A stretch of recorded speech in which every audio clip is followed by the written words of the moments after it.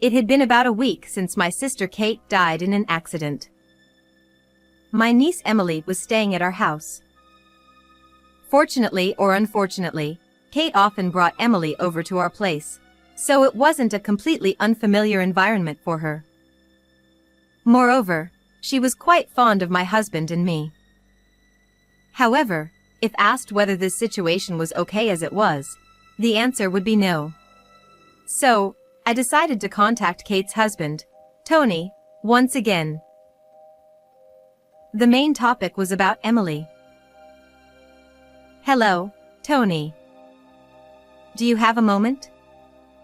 There's something I'd like to talk about. What is it? Aren't we strangers now? What on earth was this attitude, especially considering the situation with Emily? What do you plan to do about Emily? Growing impatient with choosing my words carefully, I decided to ask directly, and his response was shocking. Oh, Emily. You can have her. Didn't you always want a child? What? The words slipped out of my mouth. What was he saying? It took me quite a while to fully grasp the meaning of his words. I never wanted a child. They're noisy, and I hate them. This is a good opportunity to get rid of her, isn't it? At that moment, everything in me rejected Tony as a person. Before even considering if he was fit to be a parent, his words were inexcusable for a human being. My throat tightened. But I couldn't back down now. Given how things had turned out, I swore to myself that I must protect Emily at all costs. All right. Since I can't entrust Emily to someone like you, we'll take her in. In return, don't ever contact us again. Just as I was about to hang up, I heard a voice from the other end saying, "Wait a minute." If that's the case, give me the money you saved for fertility treatment.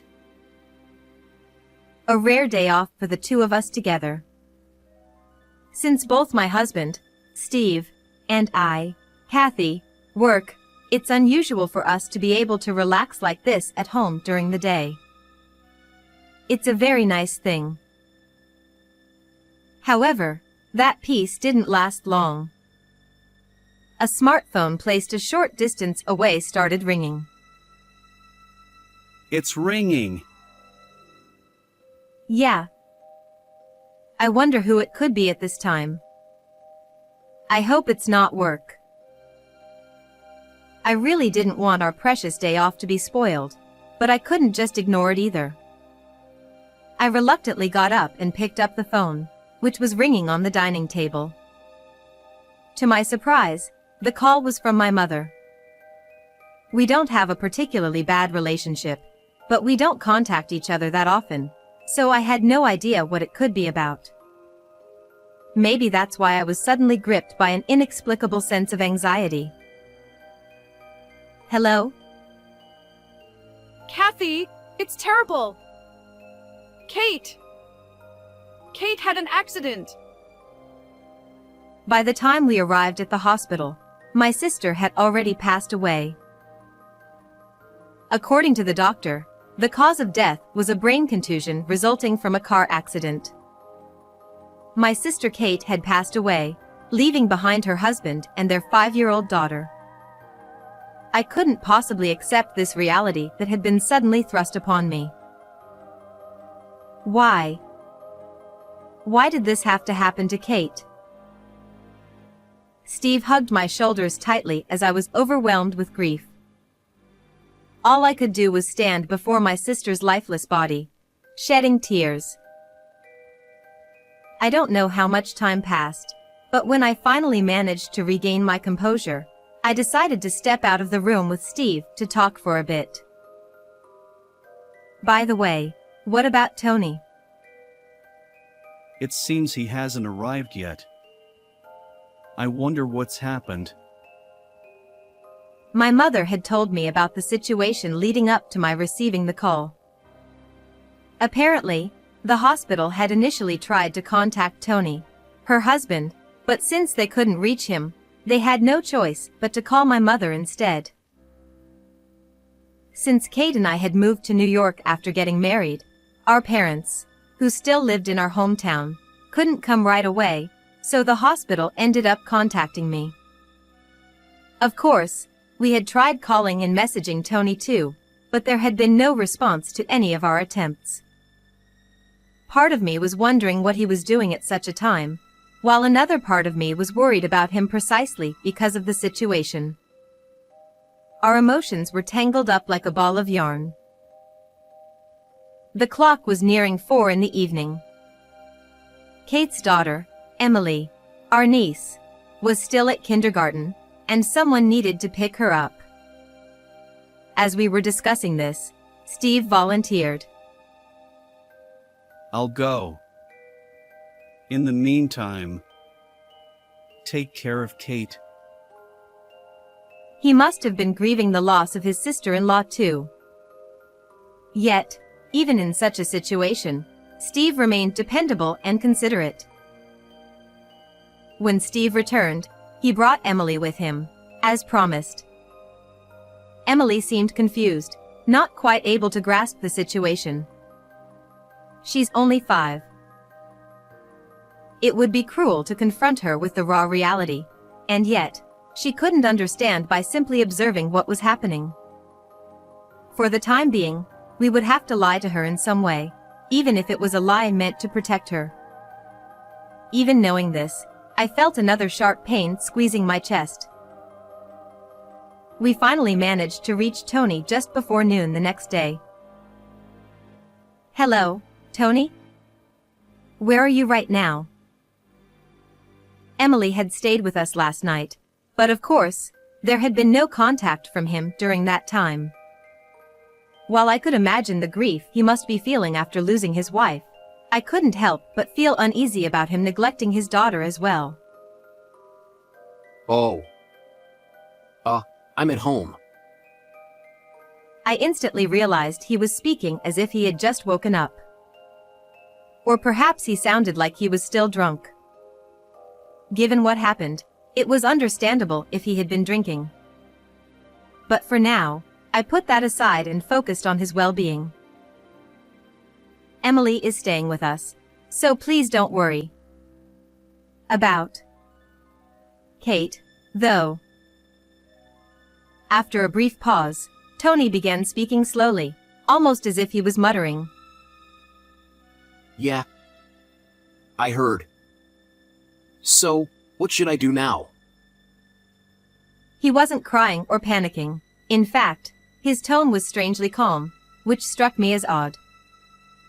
But thinking that he was probably just trying to keep it together, I chose not to comment on it. "Don't worry, we'll help out too." There was so much to do. Funeral arrangements, acting as the chief mourner, dealing with all the paperwork at the city hall. It was an overwhelming amount of work. It would be too cruel to burden someone in his state with all of it. I thought that by sharing the load, we could lighten the burden. But Tony kept finding ways to avoid all those tasks, and in the end, my husband, my parents, and I had to take care of everything. During that time, we also looked after Emily. Steve and I had no idea what Tony was thinking. About a week had passed since Kate's death. Emily was still staying at our house.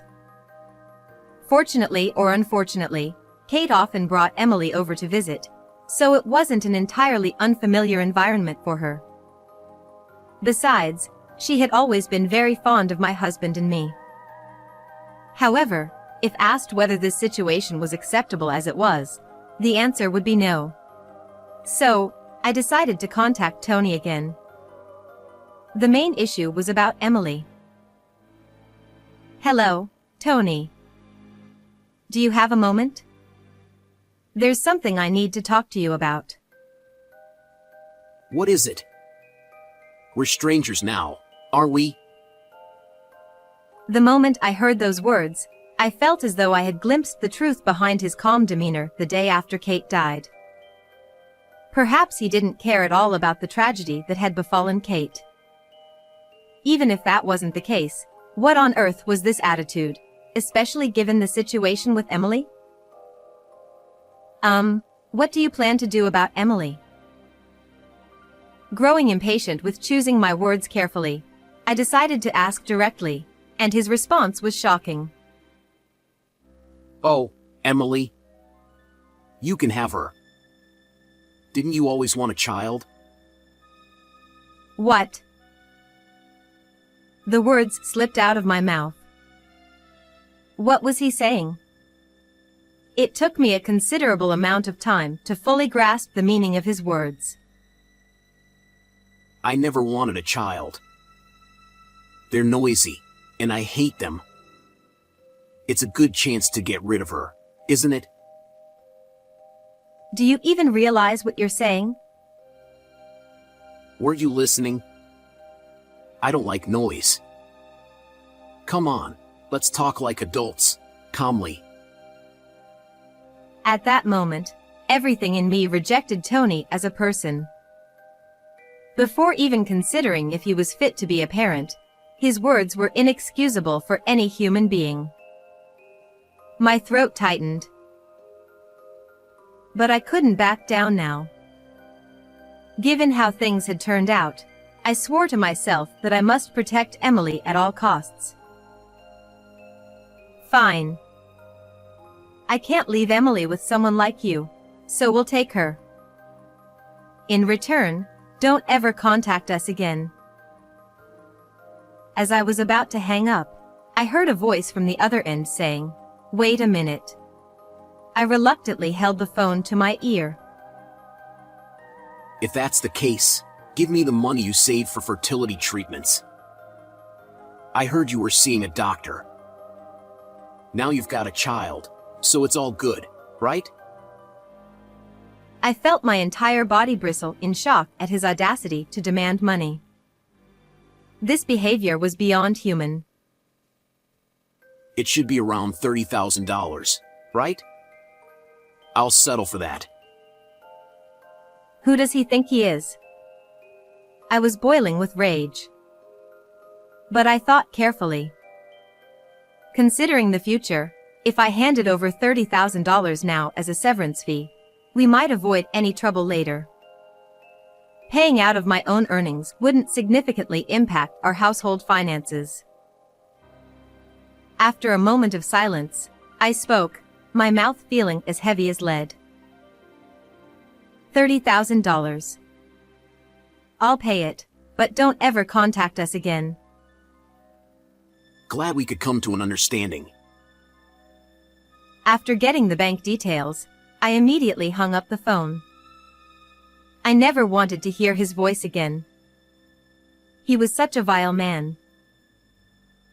That night, I regretted my decision, just a little. Thoughts like, maybe I should have discussed it with Steve, or I wonder what Emily thinks about all this, kept running through my mind one after another. Kathy, are you crying? Huh? It was only when she pointed it out that I realized I was crying. Hey, Emily. Do you want to go back to your dad? For some reason, there was a brief pause. The reason for that pause soon came from her mouth. No, it's scary. As I thought, what that man had said was indeed true. I asked Emily, driven by the moment. Would you like to live with us from now on? Emily didn't smile, but she answered with a soft yes, her face looking a little gentler. Time flies. Over 10 years have passed since Emily came to live with us, and she has now somehow become a high school student. Perhaps she got used to us quickly because she started calling us Dad and Mom. Of course, we've talked to her about her real mother. Still, The fact that she calls us that is likely due to her strong and resilient nature. There has been one other change. About a year ago, Steve was assigned to a position overseas, so he is not at home now. Steve always keeps us in his thoughts, and he makes sure to contact us at least once every week, so I feel reassured in many ways. Because of that, it's just Emily and me living together quietly and peacefully now. One morning, Emily had already gone to school, and I was busy with housework when I received a phone call. The caller ID on my smartphone showed an unexpected name. Hey, it's been a while. It was Tony, Emily's biological father, the man I fear and despise most in this world. 10 years ago, I had cut all ties with him, telling him never to contact us again. Yet here he was, shamelessly reaching out once more. What do you want after all this time? Well, actually, I've decided I want Emily back. The anger I had felt back then flared up again. No, it was more than just flaring up. My fury was boiling hotter than ever. Do you even realize what you're saying? There's no way I would ever allow that. Yeah, I figured. So, if that's not possible, then just pay me some money. And of course, keep this between us. I was sure of it then. He had no intention of taking Emily back. This had been his goal from the start. Then there was only one thing to do. I hung up the phone without saying a word. But the phone rang again. You know what you need to do, right? Otherwise, who knows what I might do. If things continued like this, Emily might be in danger. No, she would almost certainly become his target. That was the one thing I absolutely had to prevent. No matter what, I had to protect Emily. And for that, I couldn't afford to be choosy about my methods. How much do you want? Once again, I had fallen into this man's trap. I didn't consult Steve, partly because I didn't want to worry him, and partly because I just couldn't bring myself to do it. The threatening phone calls continued every few months.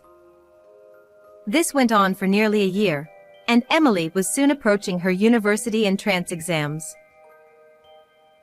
By that time, the amount had grown to the point where my earnings alone could no longer cover it, and I was exhausted from anxiety and anger. The total was around $50,000. Kathy, what's wrong?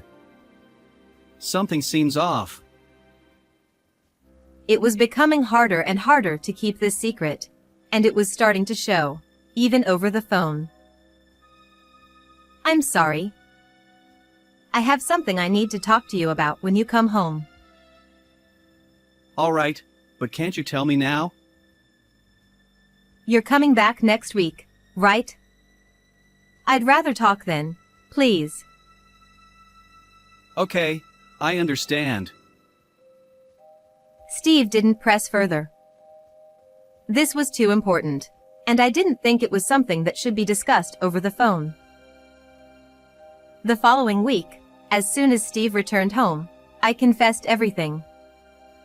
I told him that Tony had contacted me again, that he had been extorting money using Emily as leverage, that the amount had become an absurdly large sum, and that I had kept quiet until now because I couldn't bring myself to say it.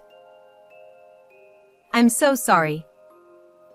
I never meant for this to happen. A deep feeling of remorse welled up from the bottom of my heart. Tears flowed and fell along with those words. If what you're saying is true, I wish you had told me from the very beginning. But don't worry. It's not your fault, Kathy. I'll handle this from here on out. And besides, it's all my fault for ever introducing you to someone like him.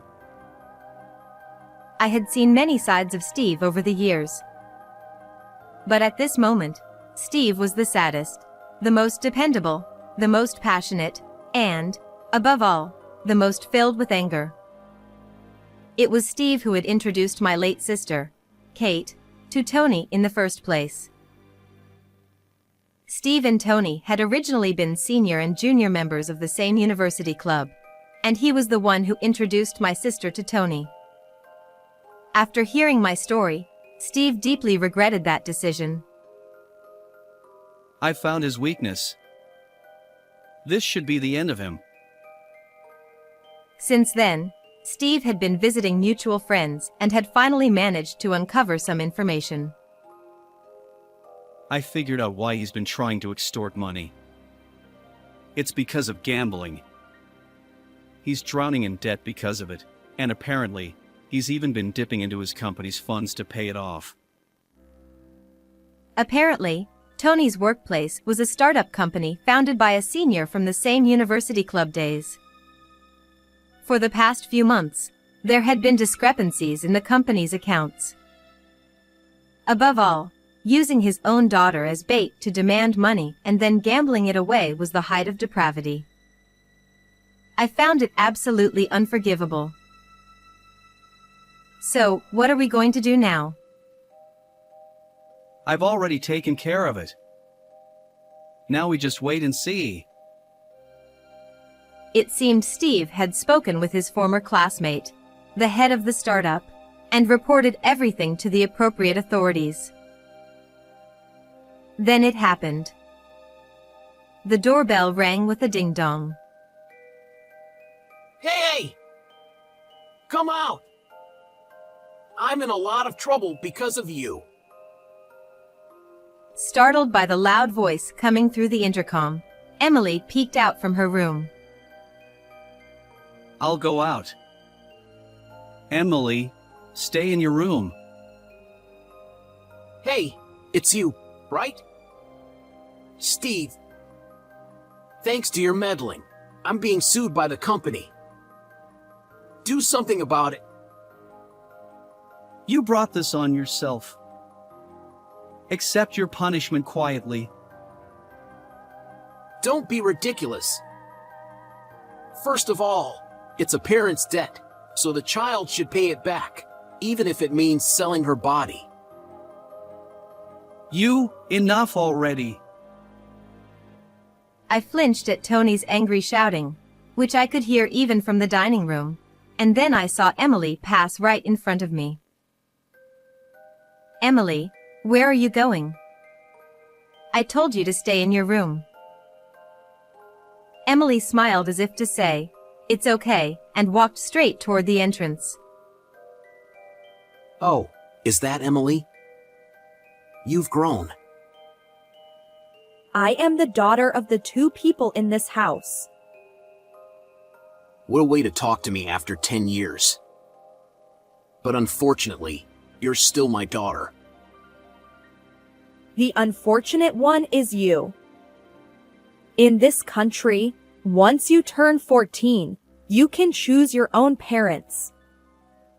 I'm 17 now. So, I decide who my parents are. And I have never, not even once, thought of you as my father. If you continue to harm my parents, I will sue you for child abandonment.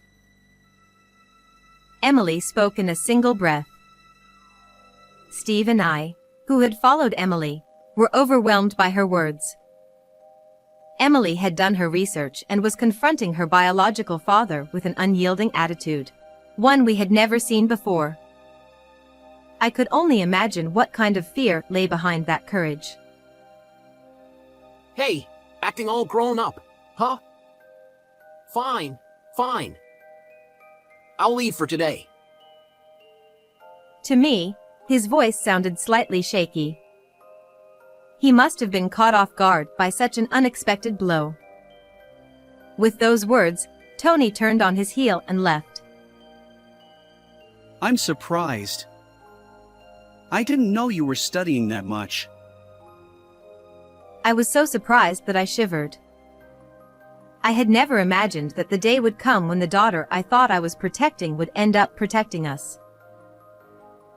I'm so surprised too. Thank you, Emily. Then Emily, with a smile I had never seen before, though a bit shy, said, I'm the one who should be thanking you. She continued, If things had gone differently, when Mom passed away, I would have ended up with him. Just imagining that life is terrifying. But you two took me in and raised me. I've always been grateful, and I will always be grateful. So, thank you. My vision blurred with tears. I couldn't clearly see my dear daughter's face. Even so, I hugged Emily tightly, as hard as I could. And, you know, I had a feeling that Mom was being threatened by him. I also knew Dad was looking into things.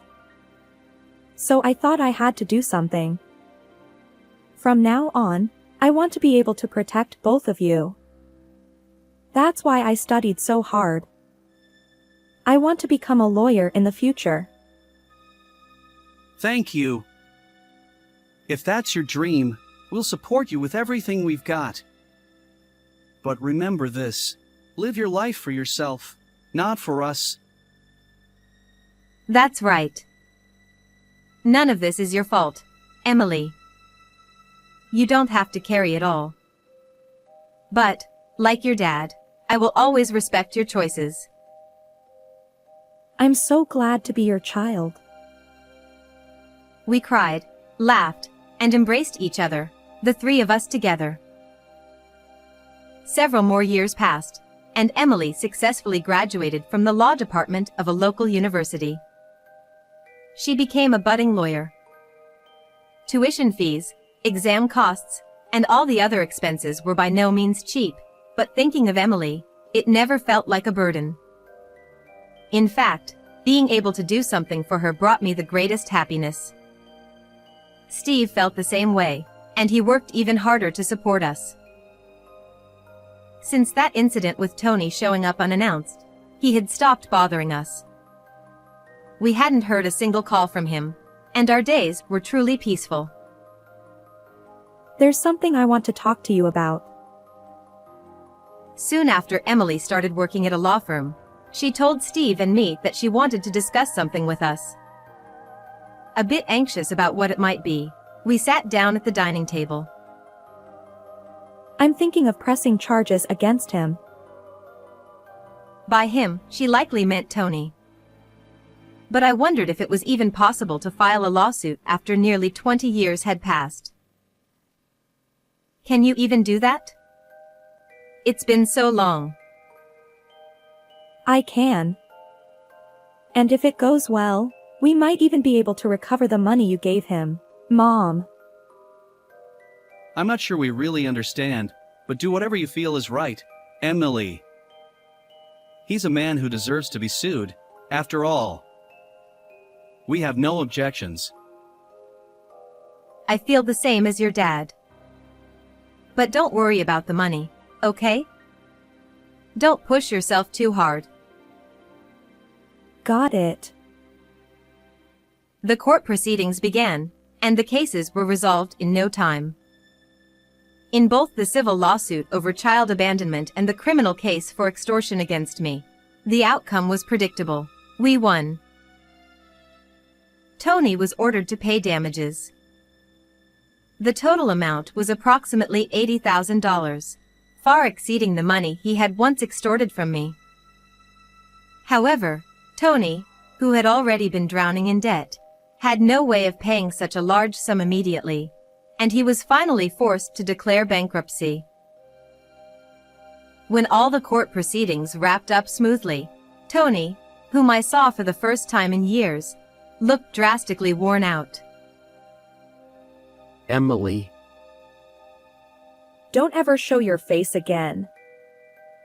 Goodbye. Her cold words pierced through, but there was no room for sympathy. And so, the long battle finally came to an end. According to Steve, the rumor is that Tony, after declaring bankruptcy, got involved with loan sharks and is now living a harsh life. He has been abandoned by his friends and associates and is likely living in poverty. He went bankrupt, right? Why would he get involved with loan sharks? Well, it seems that even after everything that happened, he couldn't quit gambling.